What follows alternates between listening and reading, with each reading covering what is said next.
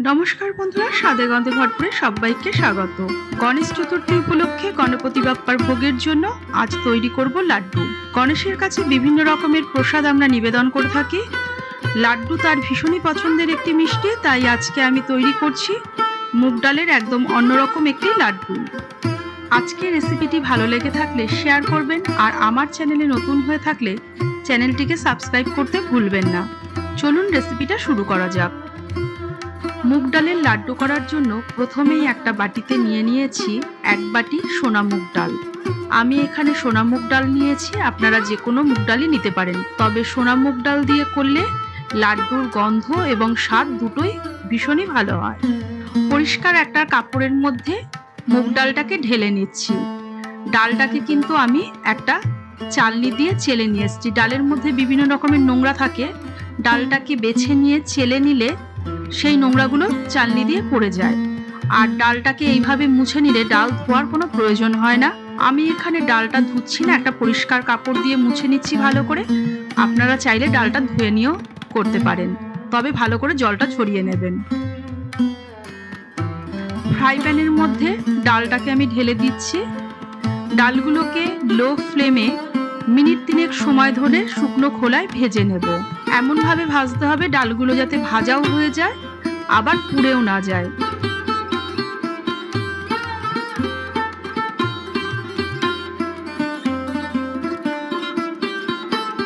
ডালগুলো এখানে আমার ভাজা হয়ে গিয়েছে। এবার গ্যাসের ফ্লেমটা অফ করে ডালটাকে নামিয়ে নিয়ে একটা প্লেটের মধ্যে ঢেলে নেব। একটু ঠান্ডা করে নিচ্ছি। একটা মিক্সিং জারের মধ্যে ঢেলে দিচ্ছি ঠান্ডা করে রাখা ডালগুলো। ডাল কিন্তু কোনোভাবেই গরম অবস্থাতে গুঁড়ো করবেন না। ডালটাকে এবার আমি গুঁড়ো করে নিয়ে আসব। খুব মিহি একটা পাউডার তৈরি হবে না, একটু দানা দানা থাকবে, তবে আর ডালগুলো কিন্তু আস্তেও থাকবে না। ডালটা আমার গুঁড়ো করা হয়ে গিয়েছে। আমি একটু তুলে দেখিয়ে দিচ্ছি ডালটা কিভাবে গুঁড়ো করেছি। একটু দানা দানা আছে। যেই বাটিতে আমি ডাল নিয়েছিলাম সেই বাটিরই হাফ বাটি নিয়ে নিয়েছি ভাঙা কাজু বাদাম। কাজু বাদামটাকেও আমি মিক্সিং জারের মধ্যে নিয়ে একটা পাউডার তৈরি করে নেব কাজু বাদামের। কাজু বাদামগুলোকেও আমি গুঁড়ো করে নিয়ে এসেছি, তবে সেটাকেও কিন্তু আমি একদম মিহি পাউডার তৈরি করিনি, আধ ভাঙা মতো করে নিয়ে এসেছি।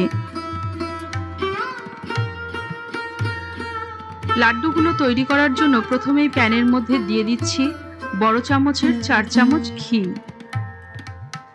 লাড্ডুগুলো আমি ঘিতেই তৈরি করব। প্রসাদের জন্য লাড্ডু সবসময় ঘিতেই তৈরি করতে হয়। ঘি দিয়ে লাড্ডু তৈরি করলে তার স্বাদ এবং গন্ধ ভীষণই ভালো হয়। ঘিটা ভালো করে গরম করে নেওয়ার পর গ্যাসের ফ্লেমটাকে একদম লো করে দিয়েছি। এবার দিয়ে দিলাম আগে থেকে তৈরি করে রাখা মুগ ডালের গুঁড়ো। মুগ ডালটাকে দিয়ে ঘিয়ের সঙ্গে ভালো করে মিনিট 2 সময় ধরে ভেজে নেব।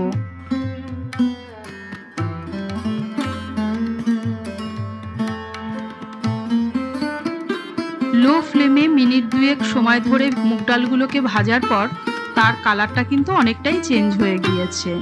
এবার এর মধ্যে দিয়ে দিচ্ছি আগে থেকে গুঁড়ো করে রাখা কাজু বাদাম। কাজু বাদামটাকে দিয়েও মুগ ডালের সঙ্গে আরও মিনিট খানেক ভেজে নেব। এই সব কাজগুলোই কিন্তু আমি এখানে গ্যাসের ফ্লেমটা লোতে রেখে করছি।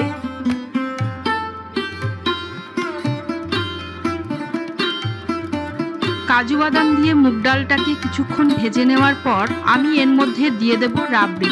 আমি এখানে আমুলের একটা রাবড়ির বাটি নিয়েছি ছোট। আমি 150 গ্রাম ডালের জন্য ছোট বাটির 1 বাটি রাবড়ি নিয়েছি। ডালটা বেশি কম হলে সেই ক্ষেত্রে আপনারা রাবড়িটা বাড়িয়ে কমিয়ে নিতে পারেন। আমি এখানে রাবড়ি দিচ্ছি লাড্ডুর মধ্যে।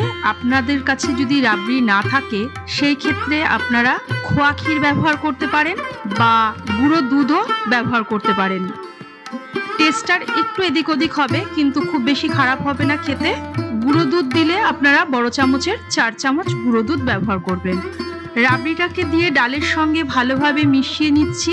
রাবড়িটা দেওয়ার মিনিট 2 পর ডালের মধ্যে দিয়ে দিচ্ছি বড় চামচের 4 চামচ লিকুইড দুধ। দুধটাকে আমি আগে থাকতেই জাল দিয়ে রেখেছিলাম। দুধটাকে দিয়ে ডালের সঙ্গে ভালোভাবে মিশিয়ে নিচ্ছি। এখানে যদি মনে হয় আমার আর একটু দুধের প্রয়োজন, তাহলে আমি আরো 2 চামচ দুধ এখানে ব্যবহার করব। দুধটাকে দিয়েও আরো মিনিট দুয়েক সময় ধরে আমি ডালটাকে রান্না করে নিচ্ছি। আরো মিনিট খানেক রান্না করার পর লাড্ডুর মিশ্রণটা আমার তৈরি হয়ে গিয়েছে। এবার হাত দিয়ে নাড়ু পাকিয়ে দেখে নিচ্ছি লাড্ডুর বাইন্ডিংটা তৈরি হয়েছে কিনা। এই লাড্ডুর বাইন্ডিংটা আমার তৈরি হয়ে গিয়েছে। এবার গ্যাসের ফ্লেমটা অফ করে দিয়ে লাড্ডুর মিশ্রণটাকে নামিয়ে নেব। লাড্ডুর মিশ্রণটা গ্যাসের থেকে নামিয়ে নিয়ে আমি একটু ঠান্ডা করে নিয়েছি। এবার দিয়ে দিচ্ছি এর মধ্যে ছোট চামচের 1 চামচ এলাচ গুঁড়ো। এলাচ গুঁড়ো দিলে লাড্ডুর মধ্যে একটা ভালো এলাচের ফ্লেভার হবে। লাড্ডুর মিশ্রণটা রান্না করার সময় আমি কোনো রকম মিষ্টির ব্যবহার করিনি। এবার এর মধ্যে দিয়ে দিচ্ছি 50 গ্রাম গুঁড়ো চিনি। 150 গ্রাম ডালের জন্য আমি এখানে 50 গ্রাম চিনি গুঁড়ো দিয়েছি। আপনারা চিনির গুঁড়োটা একটু বাড়িয়ে কমিয়ে নিতে পারেন।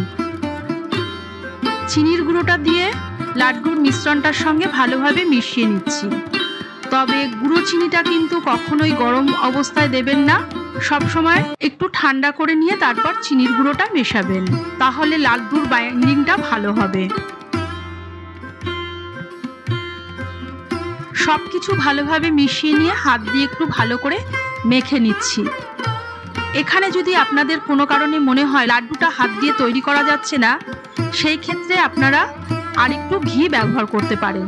আমি হাত দিয়ে লাড্ডু তৈরি করে একটু দেখিয়ে দিচ্ছি। এইভাবে আমি সব লাড্ডুগুলো তৈরি করে নেব।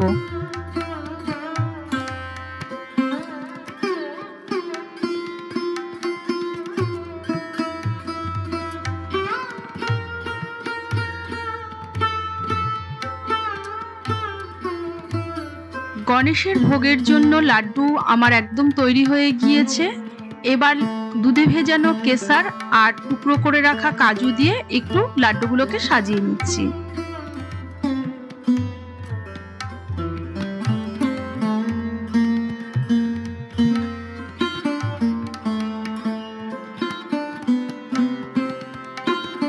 গণেশ চতুর্থী স্পেশাল মুগ ডালের স্পেশাল লাড্ডু আমার একদম তৈরি। আপনারাও এইভাবে বাড়িতে বানিয়ে নিতে পারেন, মিষ্টির দোকান থেকে না কিনে নিয়ে আসে। আবারও ফিরে আসবো এরকম নতুন কোনো ইন্টারেস্টিং রেসিপি নিয়ে।